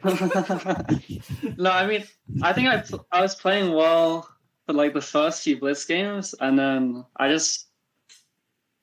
don't know what happened, but I just I don't know what playing happened. like Just got some of his so I was playing horrifically bad. badly all of a I sudden. was playing bad the first part. Yeah. Oh, I don't But know. yeah, and then the bullet was just kind of Yeah, it was, either way. yeah, it could have gone either way. Yeah, I didn't expect Rook C8 from you. Rook C8 was just out of the blue. Yeah, exactly. That's That why. was my prediction as well. Yeah. That's why I hung my Rook on H8. So Yeah, like why would I mean, you trade it's a risky him? free move, but Yeah. yeah, it wasn't in my radar at all. So I didn't even see Rook C8. That's why I pre-moved a different move. But Right. yeah. Oh, crazy. I mean, from that match, like, what did you guys feel were your respective strengths? Like, I'd be interested to hear, like, Adrian, what did you think Owen was good or weak in, and then Owen, what do you think Adrian was good and weak in? If you can even conceptualize what what was just played. Yeah, Adrian, do you want to go first? Wait, maybe your conversion. Like I hear them in the background saying I should play on, but the conversion is just it's Wait, you had a stream open? I didn't. I don't think that helps. It was delayed. It was delayed though, so like don't worry. It was very very delayed. No, at some point I muted it. So Right. so Okay. it was actually my Michael's voice very annoying, but I'm joking. Yeah, No, me very, screaming very, out random tactics that just don't work. Yeah, maybe I can't find plays as good as Magnus. Of course, I'm not Magnus, but the conversion was very clean from Owen. I have see. to respect it. Oh, I thought you were gonna say the opposite. Like I thought my conversions were horrendous, and like No. I thought I was getting good positions for the most part. But I thought then the conversions were strong as well. Hmm. Any thoughts, Stephen? What about Owen's conversion? Yeah, I think both players really were good at complicating the positions. So I felt like it. yeah, that was unintentional for me though. I wasn't trying to complicate. Naturally Yes. complicated. It felt like there were some very hopeless positions for both sides, and then you would find this resource in order to find some complications, and it would be a game again. And yeah, it was very impressive to see. Yeah, like one moment was just so much fun for me. It was like both sides had like maybe 5 seconds left, and it was a rook end game that looked very stale. And then Owen just starts pushing. his Yeah. and creating tactics, even though it doesn't work, and Adrian survived. I mean, just the extra seconds spent on the clock was enough. Like just like shit like this, just beautiful. I don't know, man. Whatever move comes to mind, I just play. It's right. little to no thought to it. So Yeah. And how were you able both to have such a versatile repertoire in a bullet game? Because for me, I always play like the same openings in bullet because then I have the same automatics that always pop up. But you guys, you seem to be able to handle bullet in very different positions and openings. it's too boring. Different flavors, so why not? Yeah, same for me. Especially flavors. playing for content. You can't play the same thing every time. It's Yeah, it would be boring, man. So. But yeah, I don't even play the Scandinavian. But at the end, I realized I kept getting good positions, so I just kept playing. No, I did Right. not know. G3 isn't the main stuff. It's just to Yeah. survive in bullet. It's not even the main repertoire. But yeah. Yeah, this is what I found quite fascinating about both of you players because I feel like you both train in a very similar way, where it's very playing focused and lots of analysis of your games. So it's kind of interesting how like you kind of developed like similar, almost playing styles and similar strength. Yeah, for a similar training regime. But yeah, it seems to be It working works. very well. I feel like Yeah. Adrian was much better at calculating and just tactics in general. But so if I were to play the match again, I try and play like more solid and maybe like some more end games because I thought those were going fairly well for me. But Yeah, the but first yeah, I part. kept getting into these like tactical exchanges and just like blundering random shit. Right. Yeah, same. Like Well, I think in the first one of the Sicilian games where I played like knight takes b5 and after rook takes d2 I wanted knight d6 fork, but I didn't realize the rook the rook can take. yeah. Right. No, I blundered a lot of. My queen was hanging in some. I go through this calculation, very long calculation, and then I just missed. Wait, my queen is hanging, and then that's that. So yeah, so some of my losses just instant blunders. I mean, that's the game. Yeah, So- that's one thing I noticed actually. I think Adrian had more of the freak blunders of material, like either dropping a piece or dropping a piece. Like, it didn't so much happen with Owen, but then yeah, as Owen said with the tactics, like yeah, Adrian was just a little sharper to actually like finesse them and get the material advantage that way. Yeah. Crazy. Well, we'll have to do a tournament at some point. Like get Steven on as well. Like yeah. Maybe some increment. Maybe some increment. Would be good. Maybe some increment, man. Nah, for the content. I asked in chat actually what people thought about like the no increment, and everyone was in agreement that like yeah, the no increment just none? makes for more fun content, right? Yeah, see. more fun, but the it makes us both look really bad. Like Yeah. I felt very bad at some Nah. point. yeah. So, I think everyone was very impressed of the level of chess. Yeah. It was really, really strong, even in time scrambles. I felt like shit, man. Yeah. I've always thought I could have done better, but I That's mean, crazy. for the content though. So Yeah, I think this is Yeah. also what pushes both of these players to excel so much. Is just like this is the drive to like win and play better moves. Like they're so critical of their moves. Like Owen, like did you see that, Adrian? Like Owen writing this like full ass sentence about what he should have done earlier in the position. Just No, yeah, I no. miss. mid game. It's funny. I played it the second time. I played it in the bullet game. Like Rook takes c3 after queen, like and queen takes a5, Rook c2, king b1, Rook c5 check. Right, Huh? right. Yeah. I mean, I Adrian don't didn't know what go you're for it, talking though. about, man. I don't think Adrian went into it. Right, he avoided it. No, I don't know. Yeah, he took on c3, and then I actually didn't. I mean, I assume I'm winning somehow though. But The rook takes c3 sacrifice. You mean? yeah. Like I had it yeah. in one of the Blitz games before where I played Rook c6. No. I remember that game. I made a mistake by taking on e5 with the bishop. I should have taken with the pawn. And do you remember our next bullet game? The same position I took with the pawn, and I took on d5 with the queen, and I won the game. Took on d5. Which opening? E5. Sorry. Are we talking about the Jobava? Yeah.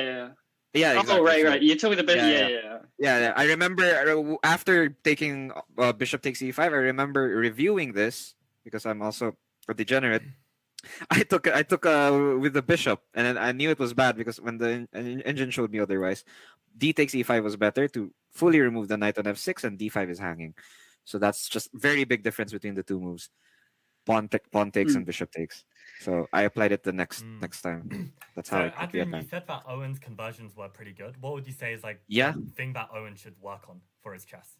Well, just from seeing this bullet and blitz, can you make a comment or? I think it's just the same as me, you know. Like he blunders out of nowhere. Mine is more frequent, but Right. So the blunders, try and cut them out. I mean, I don't know. It's blitz. It's blitz though. Maybe. Yeah. Yeah. If we played like 5 games of classical, well, yeah, maybe the but yeah, mistakes I think- really Yeah. really come out. I think there. this was also maybe not our best show. No, it's not. It's not at all. Already, this was so strong, man. Like, I was struggling to keep up. Keep us mortals. Like say this was your strongest, and then Yeah, we geez. mortals were happier. No. The whole match, I was like, "What am I doing?" Like, I was having it was a lot of fun, but like It I was, wasn't, yeah. I wasn't tilted. Yeah, no, It's just like it's unbelievably bad. there were some games that reminded me to look at the game after. You know, I mean, like opening wise, like it's really very important to know your opening. So there were some games that Owen played that. Wait. Oh yeah, the first one. It was the first one. He plays this weird knight f5. I know it was wrong, Right. but I forgot the It's not wrong. It's a line. Come on. I know it's okay. It's not wrong. Sorry, it's not wrong, but it's It's a little it's unconventional. It is Yes, dubious, Knight unconventional. f5 and the It's knight off. unconventional. Knight f5, yeah, and then I Yeah, remember. A3 knight f5. Yeah. Yeah. I don't even know who's better there. I mean, this it's sense, but you equal. have the light There was curve. a- I think it's equal. Yeah. There was a game in like the World Rapid and Blitz, like Greasestrick MVL. Greasestrick played I this. don't know these names. And then MVL lost. Sorry, MVL won with Black, but he knew everything. Oh, of course, yeah. Yeah. Interesting. Damn. There. So that's that. Okay, I've got a final question for the both of you. Like, what is like your like short-term immediate goal chess-wise? Like, what are you like trying to push for, or what's like motivating you to like keep playing? And I guess 2200 FIDE. okay, Although I don't know why, because I'm not going to claim CM. It's just it would just be nice to have. yeah, I think being able to save at your 2200 FIDE is like a nice benchmark, even without The fighting. moment Yeah. you're 2200 FIDE, don't you want to push for a FIDE master? Yeah, exactly. But I feel like I need a little stepping stone because I feel like I'm not that close to FM right now. But I mean, basing on our games, I don't think we both are in that. I don't think so. We could have done so much better. But I yeah. mean, people who are watching have to realize as well, like, you know, you might win the occasional games against like FMs, IMs online, but you got to realize a lot of these FMs and IMs are completely washed compared to like the tournament players of today's age. So getting an FM title in today's age is much harder. I mean, I think both Owen and Adrian are much stronger than a lot of these online kind of FMs, IMs, even a lot of GMs, right? But you know, to actually get the rating in today's climate, I mean, it's tough. So yeah, as much as they're being humble, there's also some accuracy to the statements as well. Yeah. No, I mean, aside from, I can't play tournaments as of now, but I hope that changes in the future. So Right. We have to go for a tournament, like all of us at some point. Like I think it'll be fun. even Steven? Yeah. Hi. Hi, Steven. Yeah, I would happily. For sure. All right. Yep, looking forward to it, man. So Adrian, what's your immediate goal? Well, I was kind of shocked with Owens because he immediately went to FIDE. I mean, okay, I think we have two different situations. That's why I mean, here where I work, it's kind of hard to play some tournaments. Yeah. Especially standard. I don't know if I don't know. Of course, the others don't know, but I don't know if I've explained it to you, Michael. Have I? Yeah, you sent me a message about like the recent moving to Spain, right? No, aside from that, no. Okay. It's being held back by right. the company. Oh, I haven't. I mean, not. I mean, you've expressed some like annoyances with how it's been going. I see. But, like, I see, but that's that. But as of now, I don't know. I want to go back to. You just know when you're playing in a different level that you are playing, and you just know, right? I mean, we're all 4 chess players. You just know that you're in the flow. You get some good moves, and it's good move after good move after good move. I want to come back to that because as of now, I'm pretty shit. Not gonna lie, but that's that. Yeah, maybe I don't know. Maybe playing more games, but I have lost some motivation recently. So maybe this is actually good. This was actually good for. I feel motivated again. So right, look into some openings and improve your chance. Yeah. It's we should also good. just plan like a trip or something, because if we've got like a string of tournaments to look forward to and compete in, then yeah, that's gonna keep us going. So. Yep. Yes, I agree. Nice. me and Steven are just gonna get battered. No, we could play like 2v2s, Bughouse. True. Bughouse. It's gonna be Adrian and Owen playing a move for a tactic. Yep. Playing like or handed brain. Handed brain, and I say a piece, and Owen just sees it immediately, or it could be vice versa. Yeah. No, I think Adrian and Owen would make a very good hand and brain team. That'd be quite. Yeah. Yeah. Who would make the better hand? Who would make the better brain? I think he'd be both better. As the hand and the brain. Too humble. No. I mean, Owen won the bullet, so maybe he's got the speed. He's got the hand. Is this maybe. online hand and brain? I mean, of course I use the mouse right-handed, but I'm left-handed in real life, so. Wait, I don't know. That's interesting. Yeah. I'm left-handed in real life. So I expect it to be slower going. Me? I kind of assume that with everyone I play, that I expect Me? to be slower than them. But yeah. Oh! You mean you? You expect to be slower than them?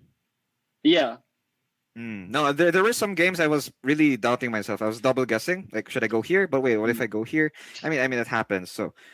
Yeah, I was probably playing way too fast in general. I think I was playing way too slow. So maybe that's that. Yeah, balanced out. Yeah. I'd be up like a minute and then just immediately blunder from like a fine position. Yeah. Well. But yeah. This was. Maybe it was the nerves. It was the pressure. Got to play. I'm not gonna lie. I was nervous in the first few games. Yeah. The first game, I was very, very nervous. You're on I remember so. Yeah, I remember the first blunder, Owen. I was a rook up, but I went into the bad perpetual. I could have. I don't know which rook to take though. I think queen takes b6 was better overall. I think, right? Yeah. Was I imagine both are winning. Both are a rook up. Yeah, but. Yeah. I see. I thought about playing on at the end, like not taking the draw, because they had like 14 seconds. I was like, yeah, it felt too disrespectful. Yeah, so, Steven said that he'd never take perpetual, just make some threats and just win on time. I would play on. Yeah. Just me though. I'm joking. Did you guys at some point feel like you could play on to flag each other, but then you just would be like, oh no, okay, let's go, let's give this draw out of respect? Well, yeah, in the rooking game, we had like rook and 3 versus rook and 3, and we both had like 20 seconds. But I wasn't sure if I should offer a draw or not. But both of us kept playing, so I was okay. I guess we Did I lose that one? I think I lost that one. Did I? Oh yeah, you're right. I hung my rook. I hung my rook. No, it was fair. I would have kept playing Also, there. in like Bullet Blitz, you can't have the time to offer a draw. Like, I don't know. Yeah, actually, my mouse is always on the board, so Yeah. or on the flag. Either of the two. Right. Yeah. We were picking up on the fact that there may have been like some mutual respect like developing halfway through because there are like some more early resignations as well. Yeah. But yeah, no, this was I mean, cool. sometimes you just don't want to play the position. Like, position's so bad. True. Yeah, they're just bad. Yeah, It's harder to find a move than it is to resign. Sometimes both positions are just you don't want to play. You're like, nah, let's not. Let's actually, play Owen, you and I were resigning games like we were in the actual SCC. Like after resigning, the time is ticking. And we were playing in the actual SCC. But no, we weren't. Yeah. It was just a race to the score. Bro, the worst one was when I played G4. And then I don't know missed why I went H3. H4. No, but I saw I was trapping the queen after queen G6, knight H4. So I thought knight takes G4 was forced, but I just completely missed H3 saying. Right. No, yes. I actually went queen H5 because I was provoking you to go G4, and you actually did. So yeah, I was really provoking you to. I was baiting you to go G4, and he went G4. Oh, okay, free pawn. Damn. Thinking about baiting moves in a bullet game, like, man. Yeah. This was Blitz, very right? possible. Was it? Oh, was it? Oh, it was Blitz. It was Blitz, Michael. It was okay, Blitz. Okay. Yeah, But, I mean that's sometimes so it was hard. bad. game, no? It comes out in Bullet. No, that was Blitz. I remember because it took me some time to find F5, and he moved Bishop E3, and it took me some time to Yes. find F5. So yes, I remember this Mm. because I was thinking of F5 or going D5, but I saw F5 just opening up the F5. So Right. But I think I spent like a minute or so trying to find like a legal move to not lose the game immediately, and if there wasn't one, so just resign. Right. Yeah. I think So at that's that why, moment yeah. I was thinking, were you like getting a like cup of water or something, like just taking a break and then getting back into it? But... No, I just had a Red Bull. I have my 7-Up here. Red Bull V7 up. Interesting. Yeah, I think I should try and make like some format, like maybe not copy Speed Chess Championship exactly, but some kind of like knockout bracket that makes sense. Because I actually like the format of this better than Speed Chess Championship with the timers. Like I think it's more exciting to actually play for a score. The problem was in the Like, bullet, I had no idea how many games like we'd played because Right.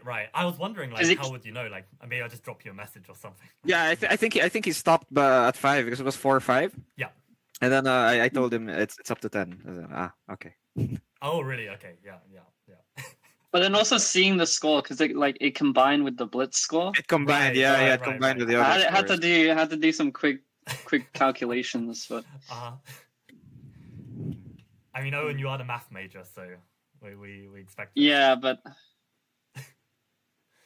mental math not my strong suit. That's fair. Oh, crazy! I have to teach a lesson at some point. I don't know how I'm gonna get through it. Like, they're gonna look at me like, "Why are you like exhausted?" But yeah. Why are you full of I'm adrenaline? tired, man. I actually got tired. Maybe I was on adrenaline. So You guys had us in adrenaline, so I can't Really? imagine what you guys. Yeah. We were really excited about all of this. It was a really. We were on the edge of our seat to see the results. I look forward to going back and watching the stream and seeing what you guys. Yeah. have Me to too, say. actually. Absolutely. I'm gonna skip the ones I lost though. Right. Yeah, it'll be painful to see. Now, I think I will try and edit See this some of those. into a clean video, upload it on the channel properly. But yeah, no, I'll think about what kind of format would work well, because I also don't want to just do a knockout where, like, imagine one of you loses this match or something and then it's just you're out of the tournament or something. Like, I don't know. There should be a better way to do it. But the 1v1s are good, I think. Like, I've got some other very strong players, but also untitled, but like really strong online. Like, do you guys know like Louis, like Garuda Pura? He's got No. Oh yeah. yeah. Luis. So I met him in Indonesia, and we That's crazy. We both know him. I mean, yeah. I've only spoken to him a couple of times, but right. He's like I did 27, challenge him before, 2800 but on- yeah, on he Chess.com was Blitz. unavailable. Right. So yeah, I think yeah. most likely I've played against him then. I think he's familiar, so Right. I'm not sure. Yeah, probably. I know he's a big opening nerd. I've seen his YouTube channel. He loves his theory. Yeah. Yeah, so And- that'd be a good. Yeah. But he's got that memory because he's like, doing his like doctor stuff. So he's just got crazy memory. Just like. Also, Adrian didn't play anything I expected him to. Like, I had a quick look, like 5 minutes before the match, just to see, and then, yeah, completely different. Oh, like compared to the openings you're expecting. Yeah. Like I looked on the Lichess like database. I see. I saw like it was all like Vienna and all what else? Like Sveshnikov, I think. So I was expecting both of those, but Maybe they're from back in the day. Yeah. maybe, yeah. Well, okay. This was pretty fun. I don't think I can do better than this in terms of like content. So, yeah, thanks for making it an exciting. Yeah, match. you're welcome for the Blitz content though. Yeah. I think it's like 4-1 or so. I think I was like, yeah, 4.5 to 1.5. I'm just, yeah, I guess I just thought I was gonna win, and I like zoned out. I just lost like 4 in a row. Like, I actually didn't know what I would have done if the match was a tie because I wasn't expecting any like, anything to be in like 4.5, and the final game is a draw. Like, I don't know. Guess it would have right? just been a tie or Yeah, something. I was gonna quiz you about that, but For the Blitz, Owen, can you send me your PayPal? Oh, are we still streaming? We're still streaming. Oh, sorry. Good shot. Okay, well, hope everyone in the viewers and comments enjoyed that. Yeah, everyone was following along and enjoying it quite a lot. For some Really? reason, I think everyone's gone quiet since this little chat, so maybe Yeah, everyone just this is passed cool out. actually, Michael. I really enjoyed it too. Nice. I'm glad you enjoyed it. Yeah. Cool. Okay, well, we'll do this again at some point, and I guess, Sure. yeah, see you guys around. See you guys there. all right, see ya. Bye, guys. Sweet. Bye. Right. So that was unbelievable. That was so much fun. And I hope you guys all enjoyed it too. I will definitely, make some content out of this at some point. But yeah, hope you enjoyed. And Manish asks what's happening. Okay, wait for a Chess Lifestyle upload. I will get this edited at some point and upload it to the YouTube channel. You can also watch the VOD of the stream. But yeah, this was the first Speed Chess 1v1. I think this was a fantastic match. I won't spoil the ending if you are just coming in now and you want to watch the whole match. So yeah, really exciting one. And yeah, we'll do more of this at some point. So yeah, thanks to Stephen as well for the commentary. I closed the call, so he won't be able to say bye properly. But okay, this was fun. And oh, Pepe, you missed a crazy match. Like, I'll end the stream now, watch the VOD, like, turn off everything and just enjoy this match. Holy crap. What an unbelievable match. So thanks for enjoying and see you in the next stream. Okay, bye guys.